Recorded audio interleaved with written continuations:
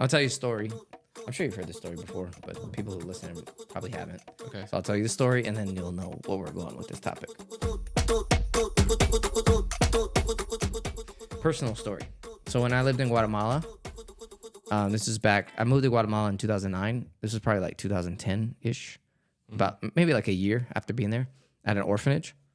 You know, at that time there was like 250 kids, ages like newborns to 17-year-olds, kids everywhere, all the time. They all lived in different houses, like according to their age groups and stuff. And so at the time, I was in the house living in the house with boys from ages like 9, 10, 11, 12-ish. And there was 15, 16 of them. And there was this one kid who was like super angry all the time. And he would like want to fight everybody, like all the time. Like, I mean, like they were playing soccer and something happened, he would like fight. And I'd have to break it up, you know, and whatever. And I think now that I look back on it, I think like subconsciously probably he started noticing that like whenever I'd break up the fight stuff, like I would never yell at him because I get it. Like I don't know his whole story. I don't know where he comes from. Like life sucks. It's tough. He's an orphan. You know what I mean? Like in a third world country, like he's probably been through it. So I get it. Whatever. So I remember one night, like kids are going to bed, taking showers and stuff. And I told him, I was like, hey man, like I do have a question for you. Like why you're angry a lot? He was 12. He was 12 years old or 11, about to be 12. Yeah. And so I'm like, you're angry, bro. Like, you know, what's up with that? And he was like, nah, like, whatever. You didn't really answer. He gave me like, you know, whatever. I don't know, whatever. So I was like, well, if you ever want to talk, I'm available if you need to talk to me. That's it. And he had two other little brothers who were in another house. They were like maybe like 1 or 2 years apart, 6, 7, whatever. And so his two little brothers were in another house and it was him. And I remember one night, it was literally like 2 or 3 in the morning. I got a knock on my door and it was him. And he was like, can I talk to you? And I was like, yeah, what's up? He said, I want to tell you why I'm angry. Dang. I was like, okay. And so he came in, he sat on my bed, and I remember we were just sitting there. I was like, yeah, man, tell me what's up. And he was like, I'm going to tell you legit details that I've never told anybody. And so obviously in this forum, this moment, I'm not going to give you all the details, but I could tell you basically, he told me that he's so angry because the reason he got to the orphanage was because his dad, in anger, shot and killed his mother. And he saw it. He watched it happen. And in the same day, within like a few hours, because he took him and his little brothers and they ran in the room and they were hiding, and his dad was in the house. And he said that he just remembered like noise and like people coming in maybe a few hours later. And it was his uncles, so his mom's brothers. And they came in to get the dad, and they killed the dad. And yeah, I remember that. In an instant, his whole life changes. And he was just like, I'm angry. I'm angry at everybody. I'm angry at my mom. I'm angry at my dad. I'm angry at my uncles. I'm angry at everybody. And I was like, I get it. Like, I prayed with him. Mm-hmm. And I was like, man, I remember that night telling him, I think the best thing you can do is like do what you're doing now, is talk about it and like really feel it and not try to like lash out on other people that have nothing to do with your situation. And I was like, I think the hardest thing for you is that the people you need to talk to the most are not here. So all that was happening. It's like a deep, crazy situation, right? I remember he was like, we finished the conversation, went back to bed.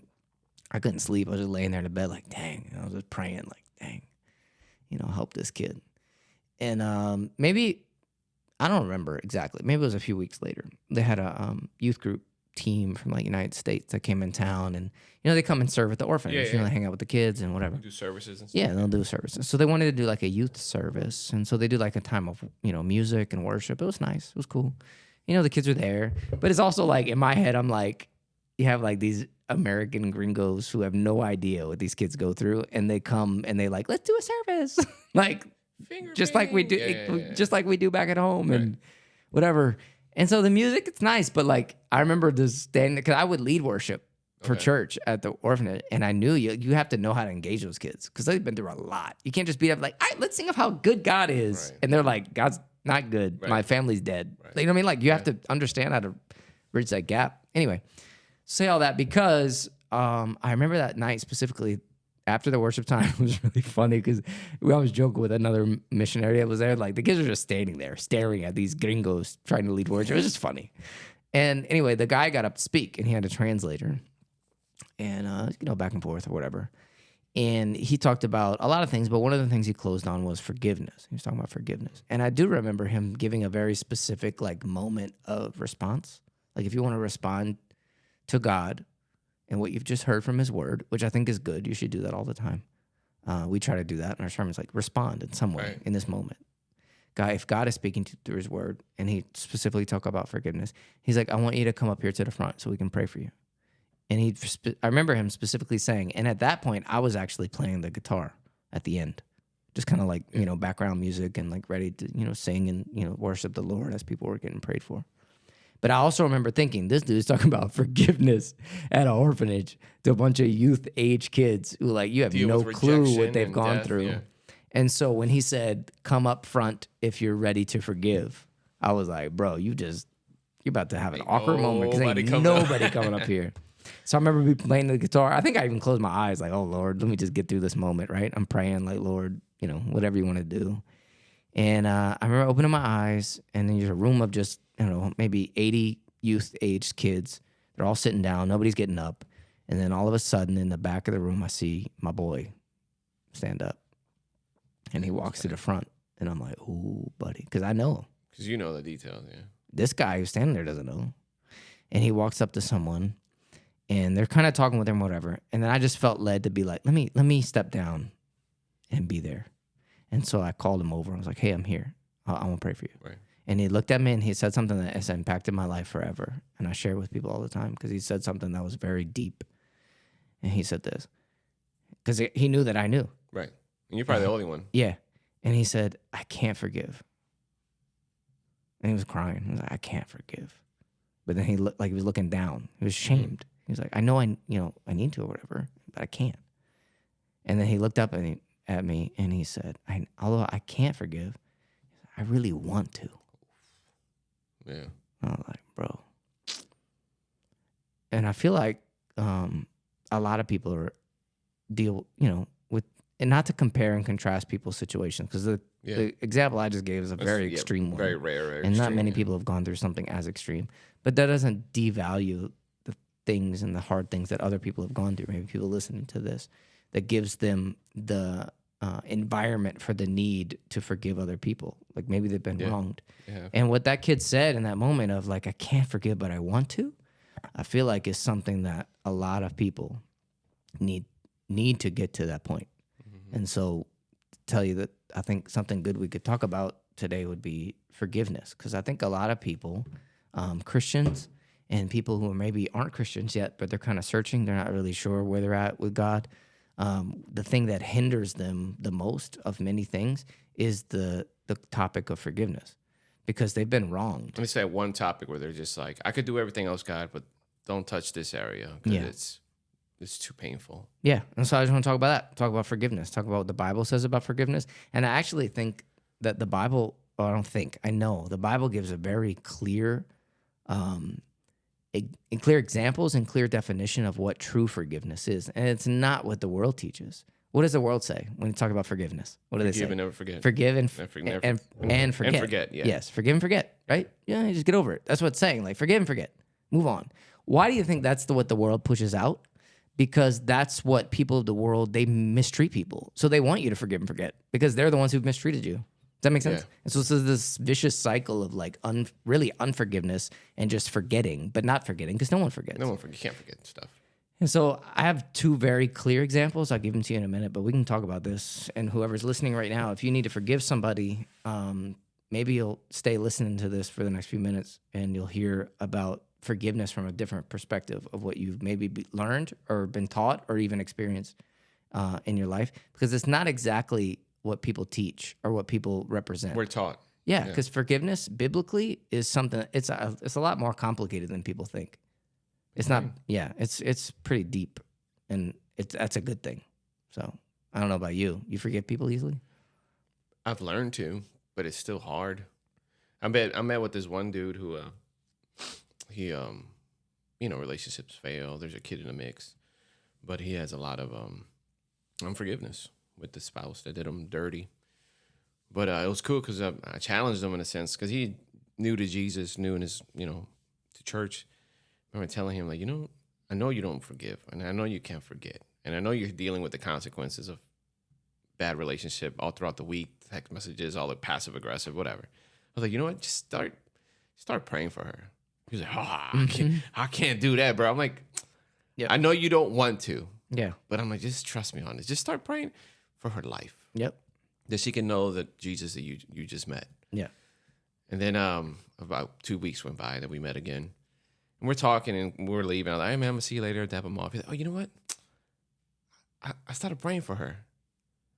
And I don't feel what I used to feel anymore. Mm-hmm. At first I was like, God, take care of her. Boom. Yeah. He's like, but now I'm like, God, take care of her marriage. Yeah. Take care of her new kid. Take Yeah. care of this. Take care of Yeah. that. And it evolved into like, Mm-hmm. so much has happened to her. And she's just a symptom on me. Like she just came out on me, attacking me. He's like, I think I'm forgiving. Yeah. And I'm like, that's what it's all about. That's exactly what it's all about. Because most people think that prayer is about changing your circumstances or changing God's mind for him to do what you think is right. But prayer, really? Because you can pray for someone, right? Yeah. You can pray for someone, and God might change the circumstance, or he might not. change the person, or he might not. But what's something that prayer always does is it changes you. 100%. It literally changes you. Because prayer brings you closer to God. And as you get closer to God, you actually understand not more of who you do understand who more of God is, but you also understand who you are. Yeah. And you're like, dang, you know what? I was going into this prayer to be like, oh, I want to pray for that person because they're so wrong. And then you realize all the areas in your life where you're wrong too. And it gives you grace. And it gives you grace. You're like, grace. dang, I see the situation from a completely different perspective. And so that's good advice to give anybody when it comes to prayer, because prayer is not something that comes natural to a human. No. It's a supernatural thing. And so the Bible talked about one really cool story that I like talking about because it to me is like the most real, extreme example of someone who had every right to not forgive, but they did forgive, but they did it in a way that wasn't just like, yeah, okay, you know what? God says to forgive, so I got to do it. It wasn't like that. It wasn't based on feelings. It wasn't based on anything. It was based on obedience, which is different, right? Because people think, oh, I'll forgive when I feel it. You're never gonna feel it. No. I can tell you something, though. When you do forgive, you'll feel it after, though, True. which is cool. True. But you're never going to feel it first. And so the story is in Genesis 37, the story of Joseph. Yeah. Joseph, the youngest of many sons, right?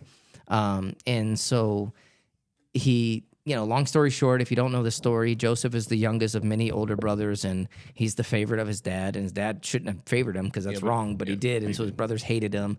And long story short, they want to sell him off. They want to kill him first. They don't kill him. They end selling him off into slavery, right? Right. And he goes to Egypt, and he's in Egypt. And he goes through all these different things, and not to, skip over the whole story, but basically he gets to the point where he's been falsely accused of doing all these things. He goes to jail. He has every right to be bitter and hate God and hate his family and hate everybody. But he's just completely trusting in God throughout it all, right? Which is crazy. Anyway, so he gets to the point where he interprets the Pharaoh, which would be like the president, right? His dreams. And he becomes second in command of all of Egypt.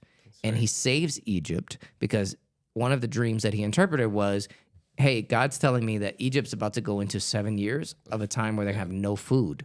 So we need to prepare. And so they prepare correctly based on his interpretation of the dream. And so Egypt has enough, not only for themselves, but for other people. And so fast forward the story. Imagine Joseph. Now he looks completely like an Egyptian. He doesn't look like he did years before. And he is second in command of the entire empire of Egypt.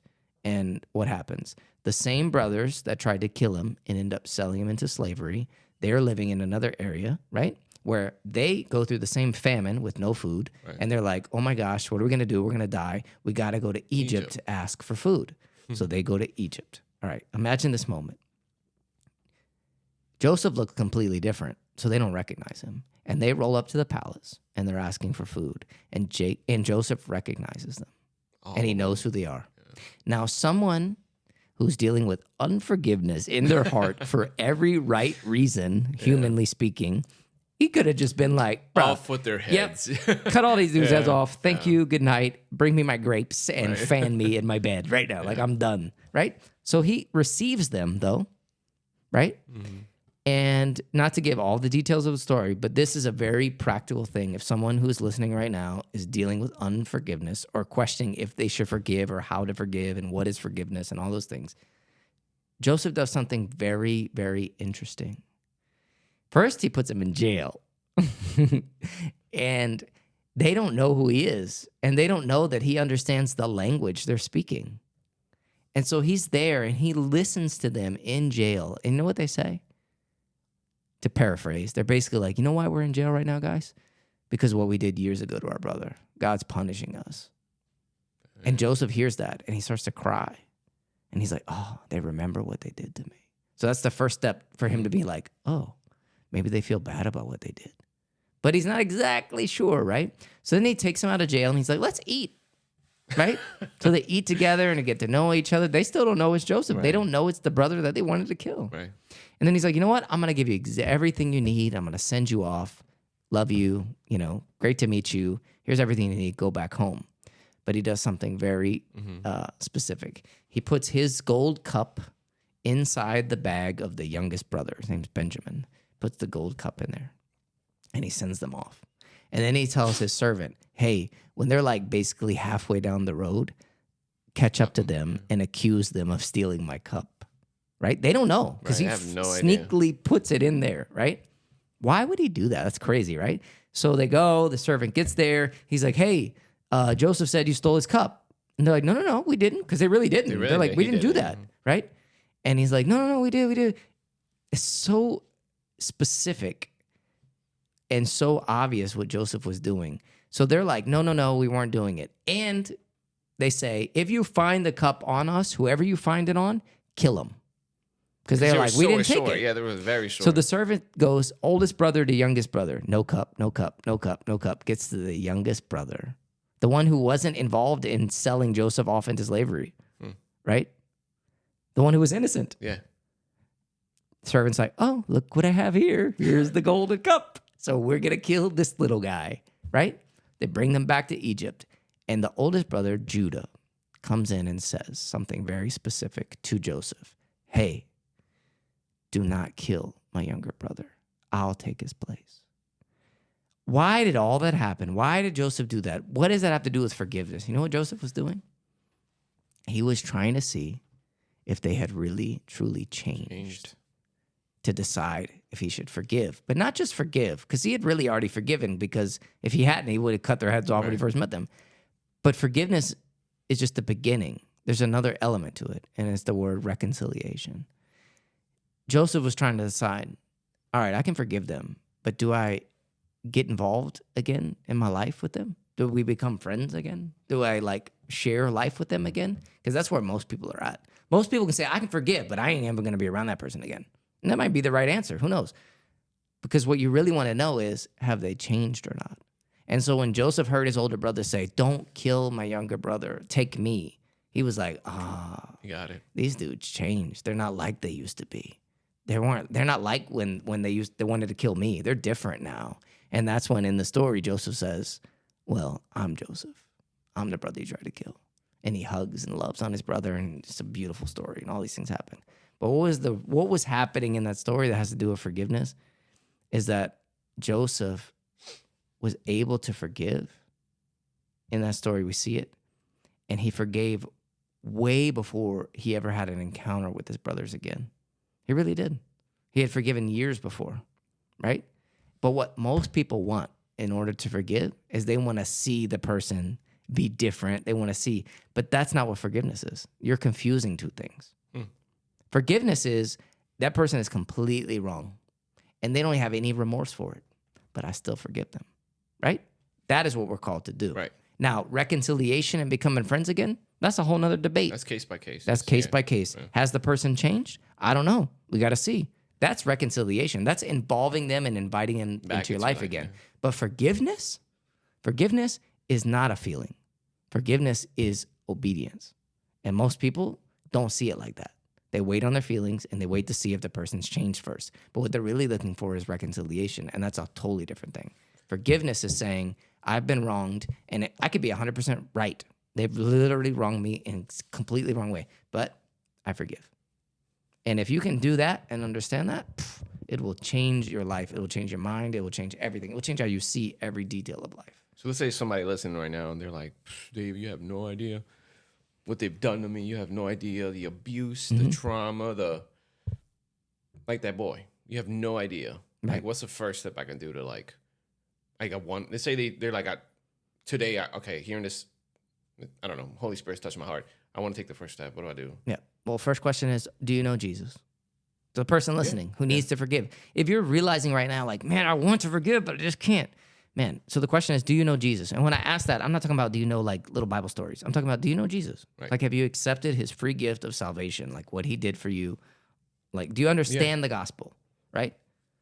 Because if you do, let's say you do, and you're like, yes, I'm a Christian. Okay, the next step, and this hurts people to hear it, but is you have to forgive, because forgiveness isn't a feeling. You forgive. I'm done with it. And the reason it's been so hard for you to forgive is because you think forgiving is excusing their behavior, but it's actually not. It's deeper than that. You know, a few days ago was the 1-year anniversary of Tim Keller's death. Yeah. And I study a lot from him just because I feel like he's just such a pure, wise voice on so many things. And I studied a lot about what he taught. Well, it's really what the Bible teaches, but he explains it in a way that you can understand it too, and what forgiveness is, right? And so people think that forgiveness is saying like, all right, fine, you know, what you did to me wasn't that bad and I forgive you. But that's actually not what forgiveness is. And I can tell you, I actually took notes on it. So to forgive is actually this. It's to name the wrongdoing against you and to condemn it. That's what forgiveness is. The first step. There's 3 steps. One is to say, what you did to me was completely wrong, and I condemn that. There's no excuse for it. What you did was wrong. That's the first step in forgiveness. Because you know why? Something that isn't wrong doesn't need forgiveness. True. So if somebody like, we have a miscommunication, that doesn't necessarily need forgiveness. But if you outright did me wrong, that's the first requirement for forgiveness. And so I forgive you. And so unless something is wrong and terrible, you can't forgive it. Does that make sense? Yeah. Okay, so that's the first thing. Then the second thing is, and this is the hardest, and this is why most people don't forgive, is because biblically, you recognize what they did to you is wrong. And humanly speaking, you have every right to count that against them. But biblical forgiveness is saying, although you were 100% wrong, the next step is, I choose not to count that offense against you. I choose. Right? I choose not to. And forgiveness is that's why we always say forgiveness is, you give forgiveness before you feel forgiveness, because you're never going to feel it. Because humanly speaking, in our pride, if someone has 100% wronged us, then we feel like I got every right in the world not to forgive them. Right. So why am I going to do that? Right? And what does that do? That just eats inside you. That messes you up. And it's kind of like doing the dishes. You will never feel and wake up like, hey, I want to do the dishes. Yeah. But you got to get it done. You got to get it done. For for a quality of life. Yeah. Otherwise, it's going to get disgusting. 100%. So it's the same thing with laundry. Yes. Same thing. You never feel like it, but it has to be done. And yeah, the same way with forgiveness. It just has to be done. It has to be done. And so if you never do it, you're never going to feel it. No. So stop waiting to feel it and do it. And people are like, oh, but you don't know my situation. Right. All right, cool. Well, then biblical forgiveness, right? We're not talking about what the world says.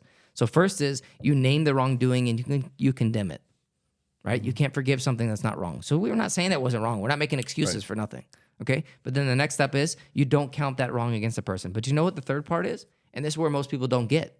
And this is actually really refreshing and really cool.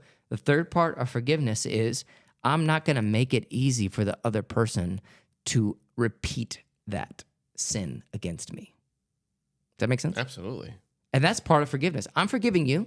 What you did to me was wrong. I'm not holding it against you. But the third element to this is I'm not going to make it easy for you to repeat this against me. You're not going to be able to keep treating me the same way. That access that they once had is no longer. Exactly. That privilege is no longer So I give you an example. If there's a woman, she's married, and her husband beats her up, should she forgive him?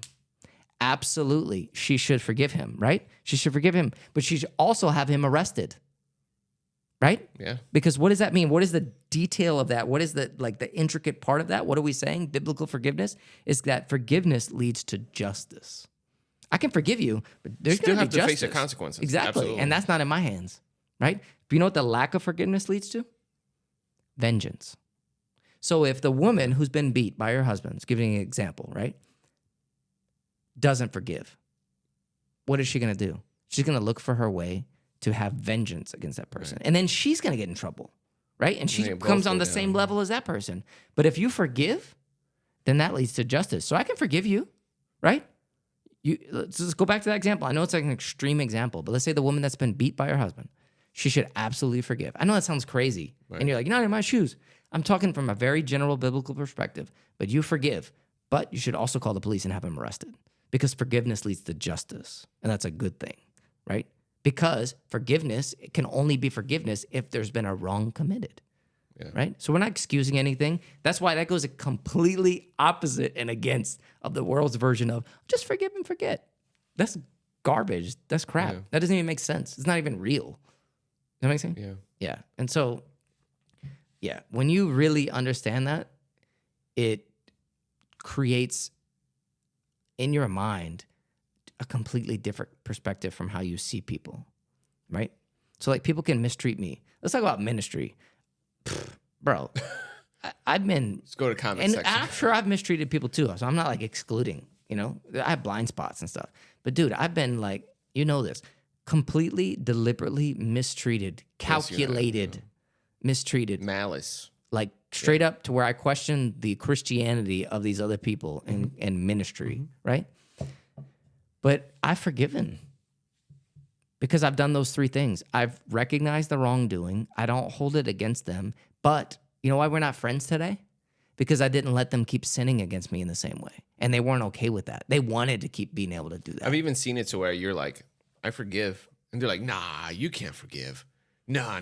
Because they put themselves in your shoes. They're Exactly. like, if that was done to me, Yeah, ain't no way. ain't no way.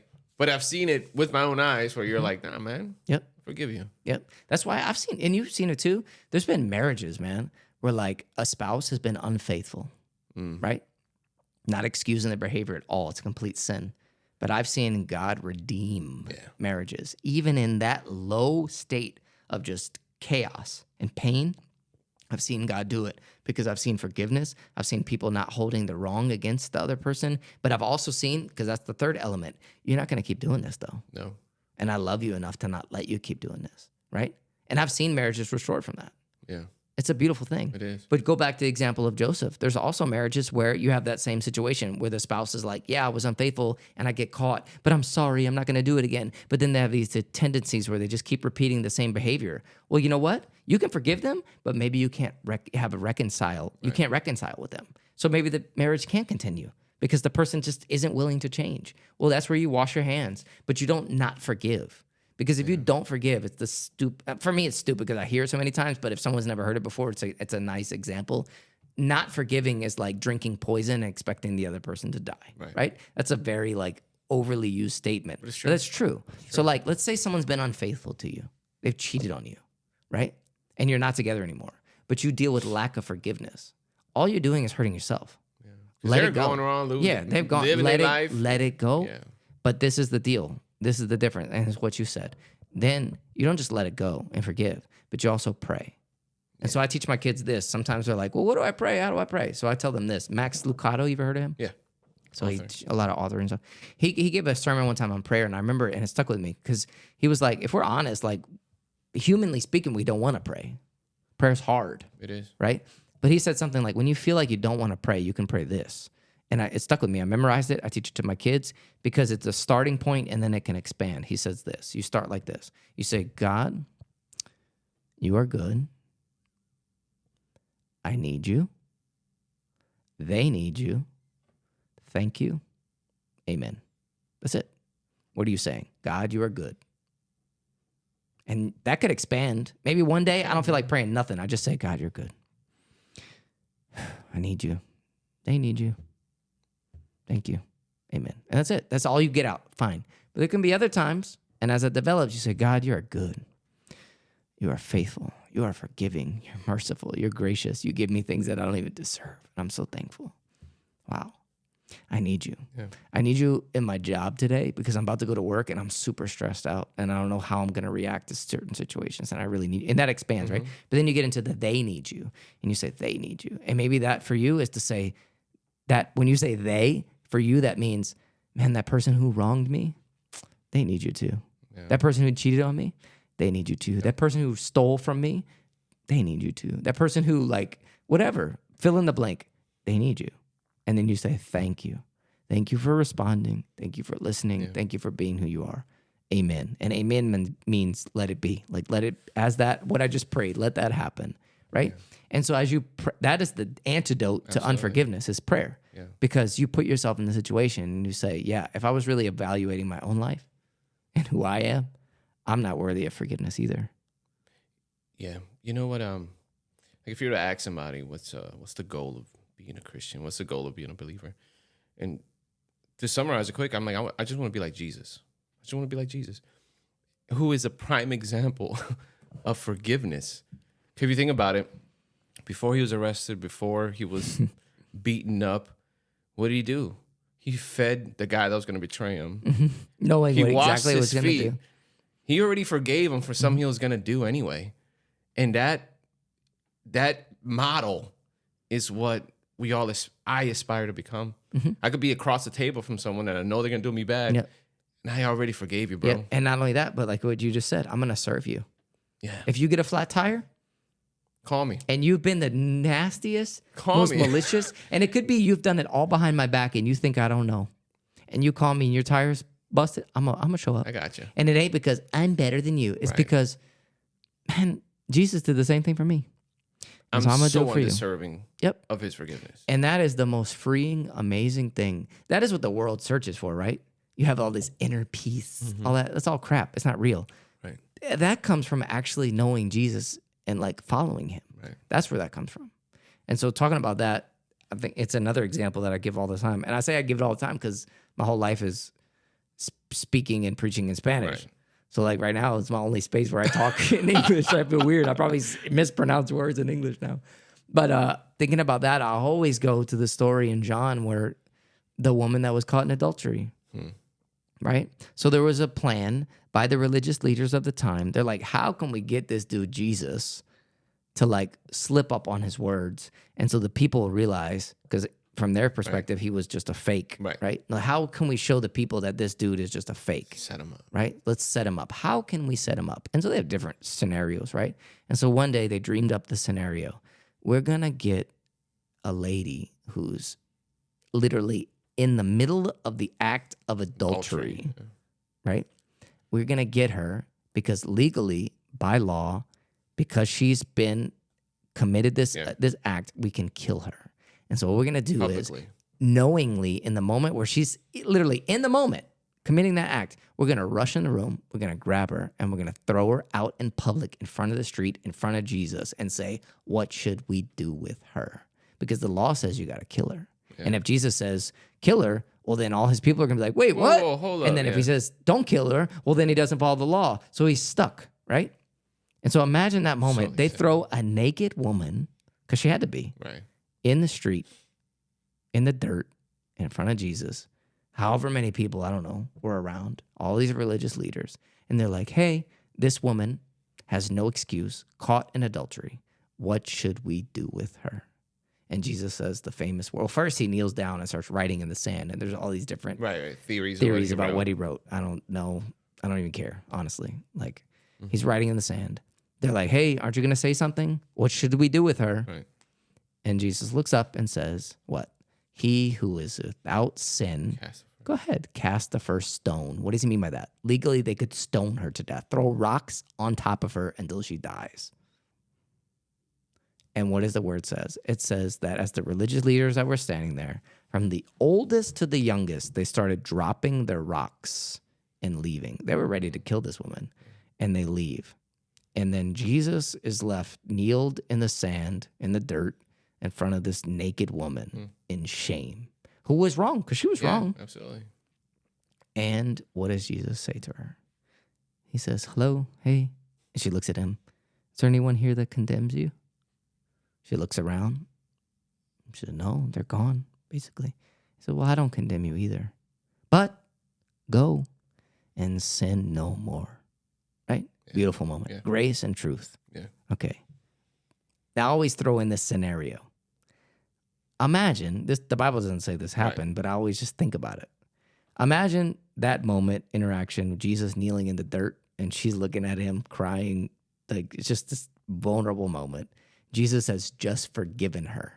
right? Because she's wrong. He forgave her. Right. Cool. Imagine that one of the youngest religious leaders that left with his whole group that made up this plan, say he comes back and he's standing there and he walks up in between the two, right? Jesus is kneeling down, the woman's there, and he sticks his head in the between them and he's like, excuse me, sir, can I, miss,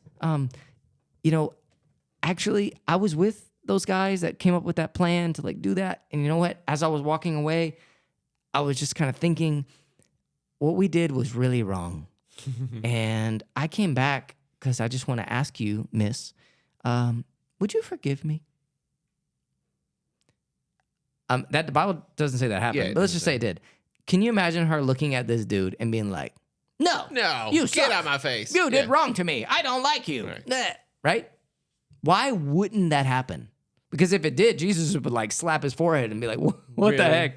I just forgave you, right? So why wouldn't that happen? Why would she look at him and her only option, natural option in her mind would say, yeah, you did me wrong, but I forgive you. Why? What would be the source, root reason of her forgiveness towards this other person?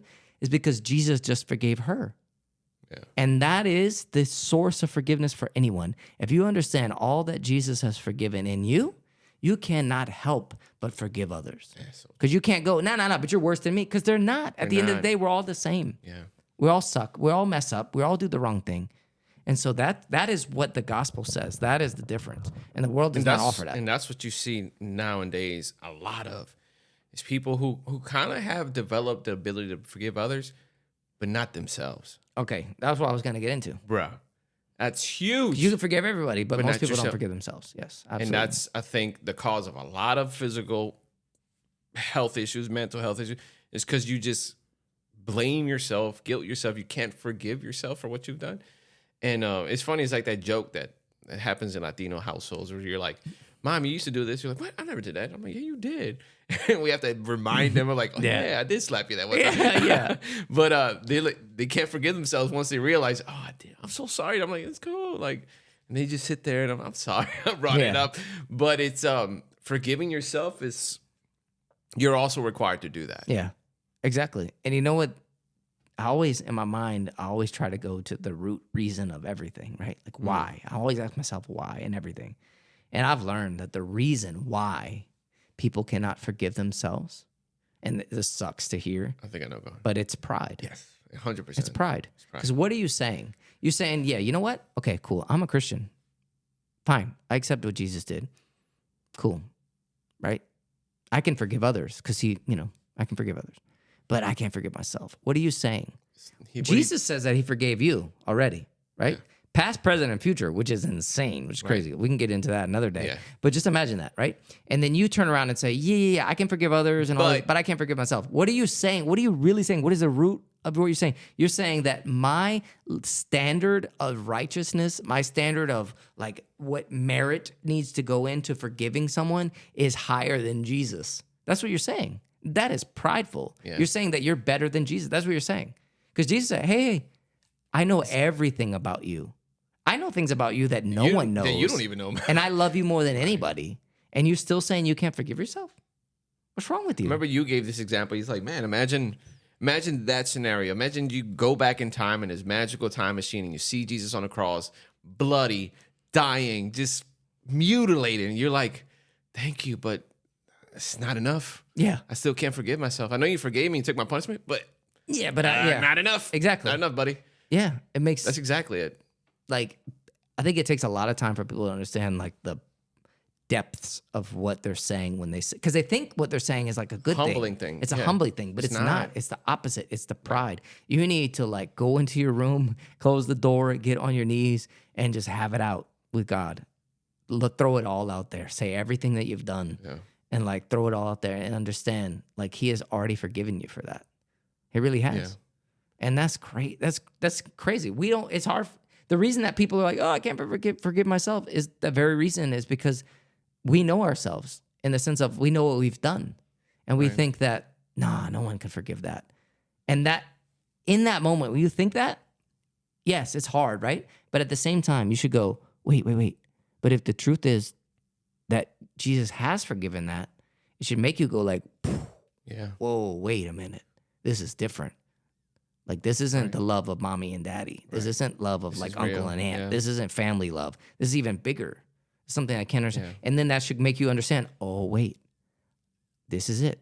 This is what it means to be a creation that is made in the image of his creator. And when you feel that acceptance and love, that is the moment that you understand that that's why you were created. And that's what the Garden of Eden was. Right. That's where we're going back to. Yeah. We're going back to that perfect love and perfect acceptance, perfect forgiveness, but not just because God was like, yeah, you know what? I forgive that. That's where you get into the whole justice thing. You can't have forgiveness without justice. Right. If I speed and I have 1 million speeding tickets and I go into the judge and I'm like, hey, here I am, right? And then you walk in, you're like, you know what, judge? I'm going to pay all his fines. Or jail time. I got it. Right? I got it. Whatever it needs, I'll do it. Right? That's justice because you know what? Forgiveness requires justice. Yeah. Correct? And so we'll go back to that. It's like if someone who commits a bunch of crimes and the judge is like, you know what? Nah, I'm going to forgive that. Mm-hmm. Everybody else would be like, wait, hold up. You can't do that. Everybody wants that for themselves, but they don't want that for anyone else. And God understands that because that's how he created us. That is the order of life. And so God says, exactly, you cannot have forgiveness without justice. I forgive you, but it's because justice has already been had. And justice has not been had over anyone else but my son, Jesus. The one who didn't deserve it took it for you. Right. That's the example. And so how can you understand that and understand that gospel and then look at somebody who cuts you off in traffic or someone who steals from you or someone who cheats on you or a child who is rebellious and be like, nah, you know what? No, I can't forgive that. Right. That doesn't make any sense. And we need to be confronted I would say, man, like if I can pick one phrase of not being able to forgive yourself or forgive somebody else, you're devaluing the cross in a simple way. Because it's like, we accept this from you, grace, hope, love, provision. Forgiveness? Mm-hmm. I don't know about that, God. Yeah. And then you could just see practical examples of that. Like for me personally, I think of my going back to surfing. You're like, man, somebody's tire broke down. Like if somebody's tire busted, car broke down, needs to jump. I got you. And people are like, nah, that's not possible. That is physically impossible. That is not possible to live that way. But I would say, yes, it is. Because I've seen examples with my own eyes. I think of my grandma, who she died a few years ago. Man, there's people and friends and family who just talk bad about other family members. But I remember there was a season when I was a young kid, I was maybe a teenager. I was getting older, so I'm hearing conversations and I'm hearing about these, friends or family members talking about my grandma or my mom or my dad, just like mistreating us, just slandering us, just malice, man, just disrespect. And then they'd show up to the house one day. And I see my grandma, hey, you want more rice? I got you. Mm-hmm. Pouring them a drink, doing this. Knowing everything. And I sit in the back. I wouldn't even say hi. Serve them. I wouldn't do anything. I was just like, they'd be like, hey, just keep walking. Like, I was just like, no, you disrespected us. Like, I'm not cool with you. And I remember they'd leave. And I asked my grandma, how could you do that? Like, how could you just serve people? Even they let them in your house, pick up the phone. Like, what is wrong with you? She's like... Once you understand like how forgiven I am, how can I not forgive? Mm-hmm. And the way you win them to Jesus is to love them and to serve them. Yeah. I don't understand it then, I understand it now. Yeah. But I got to see that with my own eyes. Not a lot of people got to see that. Yeah. So that subject of forgiveness, like thinking of Jesus and his example, like it's possible to get to the point where you can forgive while you're being offended. Yep.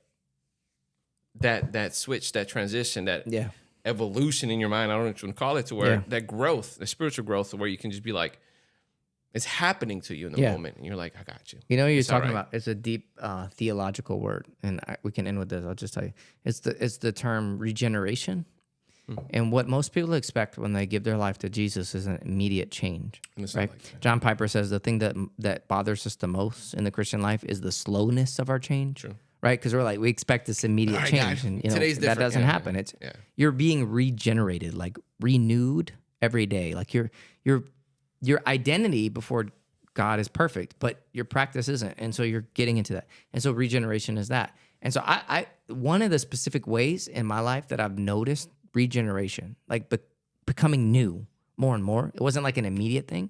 Is because of the need and scenarios where I had to choose if I was going to forgive or not. Right? And so one of the things that I would go through, I went through these stages. So like say I was wronged, my first stage was to get really mad and be really obviously mad say the I wrong remember. things, yell, like talk Yeah. bad, gossip, just like be really emotional and all out there and all over the Right. place, right? Then the next stage was, you know what? No, I'm not gonna do that anymore. I'm just gonna Cut you off. That's it. internalize everything. I'm just not even gonna talk about it. You're dead to me. I'm over it, right? Yeah. Thinking like, yeah, I'm good now. But then the next stage was like, you know what? Fine. Like, Just I'm try not to gonna talk do all about those it. things. I'll try to talk about it, but like it was still there. But then the last stage, and maybe it's not. Maybe there's it's another something stage. else, The yeah. stage I'm in now, though, is this: I can recognize all the wrongs that have been done, see them, I can not make excuses for them, call them out, forgive them, and the feeling that I have inside is not of like trying to ignore it and just being like numb inside, Yeah. and being like, yeah, I'm good, I'm numb inside, I don't care. Because that's what most people do. They get to that point, Yeah. right? And they think they're good. No, there's another step. Another step is I actually look at everything, I feel it. I'm like, yeah, that sucked. That was tough. You process it. Yeah. But then I'm okay. And I look way past it. Absolutely. And so someone now can come in and insult me the deepest, darkest, meanest way. And I will look way past the words, look way past the moment. I'll look, hey, where's this person from? Where's their upbringing? What has happened to them? Like, why are they saying the things they're saying? Why are they treating me the way they're treating Why are me? they lashing out on me? Like, what's going on at home? Yeah. And so then this is crazy. And this is where I say regeneration is like your grandma. Yeah. It's the exact point, right? You get to the point where someone might look at me acting like that and they're like, what's wrong? How can you do that? They crazy. did this to you, Yeah. they did that to you, right? But what gets even crazier is not only do you look past that and you're like, yeah, but they don't know. They're this, they're going through this. But then I go, how can I serve them? How Like, can I go help out of your them? way? Yeah. Even when they don't ask for it. Right. Like, how can I? That's crazy. That is crazy. That does not happen. Instantly. That takes. Yeah. And that is not based on feeling.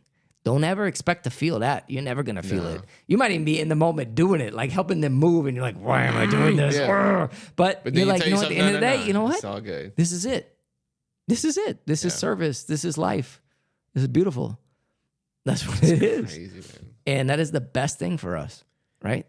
The world tries to offer you so many things, but like the gospel is it, man. And it involves big element of that is forgiveness. And that can change your life completely right now.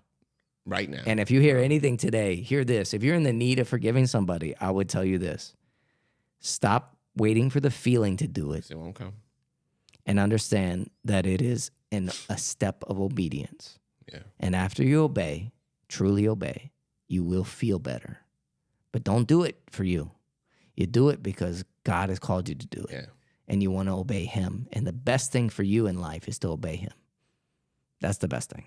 So someone who hears that and they're a Christian, they're like challenged, right? And they're like, Right. yeah, I need to do that. Someone who hears that and they're not a Christian, they're like, what the heck? you're Y'all insane. crazy. Y'all What are y'all? crazy. You want me to drink your Kool-Aid? Like, that's crazy. But Kool-Aid. so then your first step cannot be to just start forgiving everybody. Right. The first step for you is to receive forgiveness For yourself. for yourself. Yeah. And that is salvation. That is to go, oh, wait a minute. Hold on.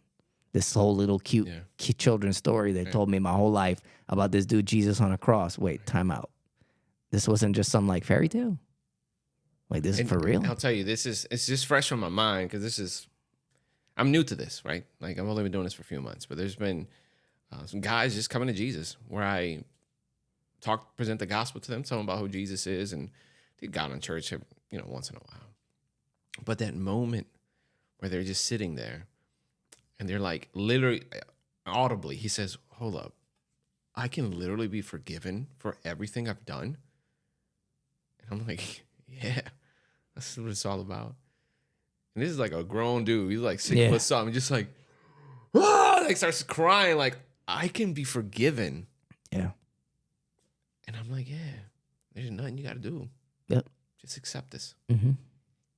And then along the way, God's going to he takes you as you are, but then he loves you too much to leave you that way. Yeah.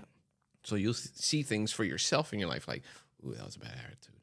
Ooh, I need to forgive. Oh, I need to do that. Yeah. And that's what the word you just said earlier. That's it. That's what's up. Yeah. And it was funny because I've seen you in your first stage, second stage, third stage. First stage, I remember how high pitched your voice would get. You'd be like, you're big to me.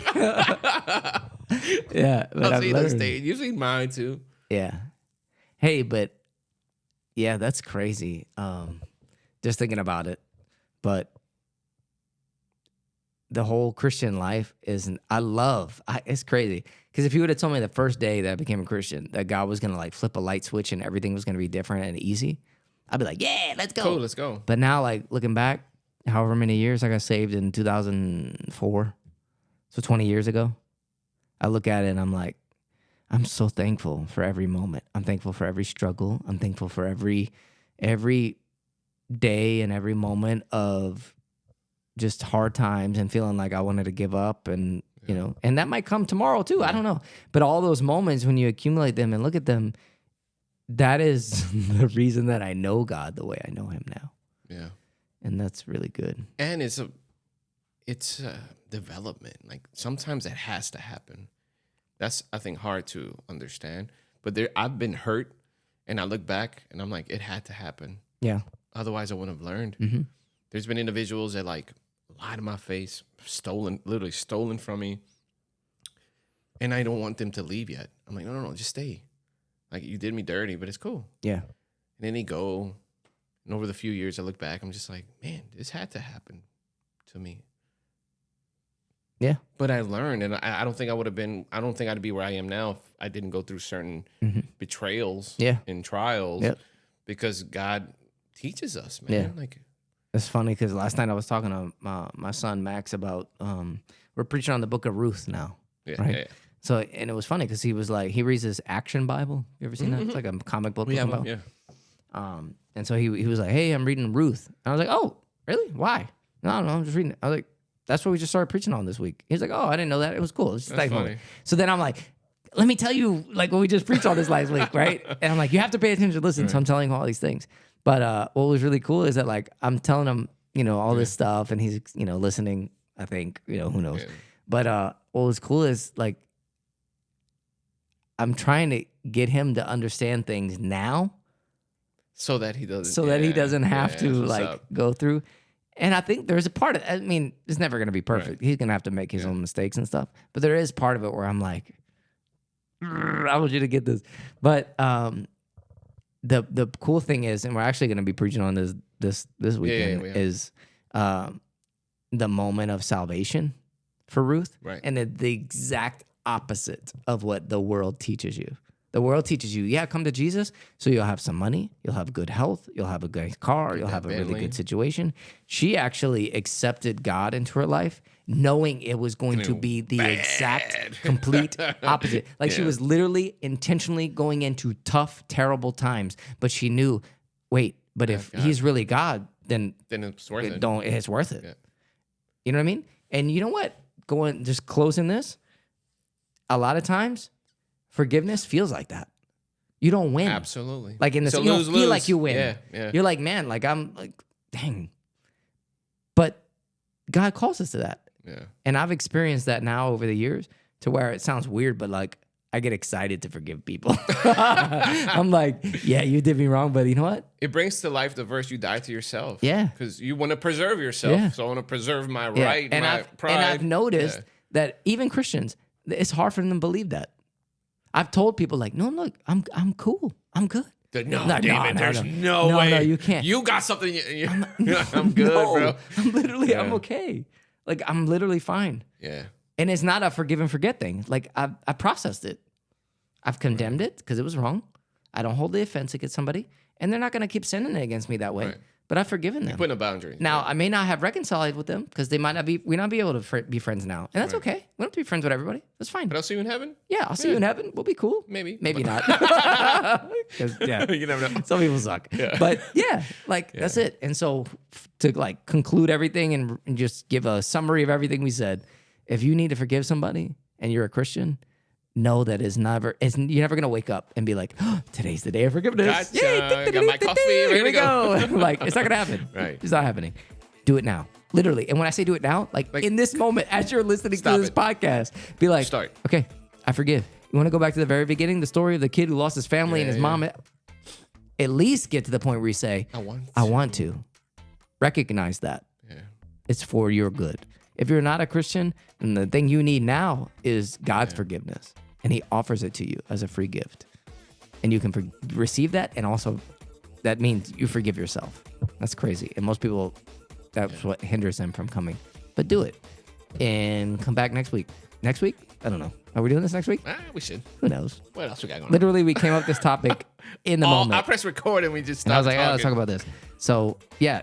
If not, if you want a different topic, if you want to talk about, I don't know, what's popular in today's day, election 2024. Lord, here we go. I'll tell you who I'm voting for next week. See you later.